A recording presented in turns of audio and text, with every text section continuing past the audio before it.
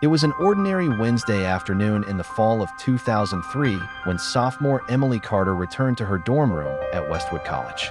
She pushed the door open expecting to hear the faint hum of her roommate's music or see Natalie Brooks hunched over her desk, typing furiously into her laptop. Instead, the room was eerily silent. Natalie's side of the dorm looked untouched, her backpack neatly propped against the chair, her wallet resting on the nightstand, keys dangling from the lanyard on her desk, and her laptop still glowing with an unfinished document. But Natalie herself was gone, and she never came back. Westwood College, a mid-sized liberal arts school tucked away in the quiet suburbs of Massachusetts, had a reputation for its strong literature program and picturesque campus. Natalie Brooks, just 19, had chosen Westwood for its library and its intimate creative writing courses. She was the kind of student who rarely raised her voice in class, but whose poetry left professors stunned. Friends described her as quiet but brilliant, a young woman who lived more in books than in the real world. Natalie didn't go to parties often and wasn't known for chasing attention. Her closest confidants were fellow literature majors, her professors, and Emily, the roommate who had shared a dorm with her since freshman year. The fall semester of 2003 was supposed to be Natalie's breakthrough.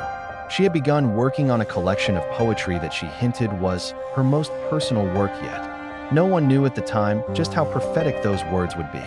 On October 15th, Natalie told Emily she was heading to the campus library to study for midterms.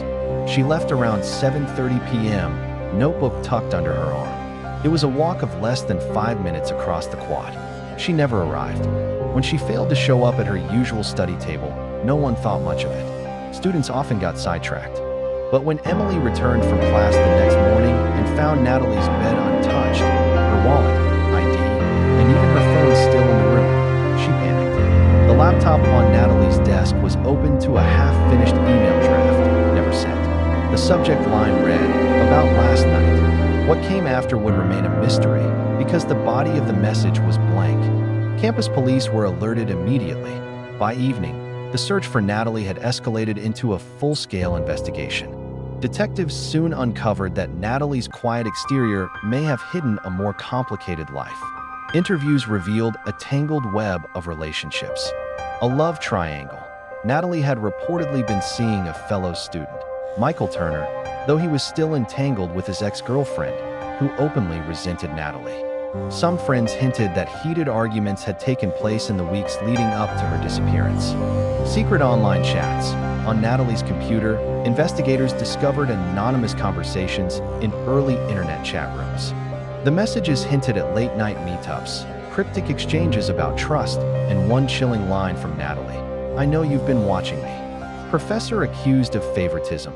Natalie's favorite literature professor, Dr. Alan Pierce, was rumored to have given her special treatment in class. While there was no evidence of misconduct, whispers circulated that Natalie's growing academic success had bred jealousy among peers, and perhaps resentment from others who felt overlooked. Despite digging into these leads, police could not find a single witness who saw Natalie leave the dorm or cross the quad that night. No camera footage existed. In 2003, Westwood had not yet installed widespread surveillance. As the investigation dragged on, Westwood's serene campus grew tense and paranoid. Students locked their doors at night. Rumors spread like wildfire. Some insisted Natalie had been abducted. Others believed she had staged her disappearance, desperate to escape the pressure of college life. Emily, her roommate, was torn. She swore Natalie would never run away. Yet she couldn't shake the unease that Natalie had seemed distant in the days leading up to her disappearance. She was writing in her journal constantly, Emily later told reporters, almost obsessively, like she was hiding something in plain sight. Friends pored over her poetry, searching for meaning. Lines about being followed in shadows and the silence of a locked door were interpreted as cries for help. Each new stanza only deepened the divide. Had Natalie foreseen her own vanishing, or was she merely writing fiction that blurred with reality? The most startling discovery came weeks later, when Emily handed over Natalie's poetry journal to detectives. Hidden between the verses were fragments of coded notes, strings of numbers, letters, and references to books in the library. A closer look revealed the codes corresponded to specific page and line numbers in classic works of literature. When investigators decoded them, the phrases spelled out chilling warnings. "He knows. Don't trust the one who smiles. I'm not safe here." The notes suggested Natalie believed someone was watching her, perhaps even someone she knew personally, but the clues led nowhere concrete. Every suspect denied involvement, and without physical evidence, the case stalled.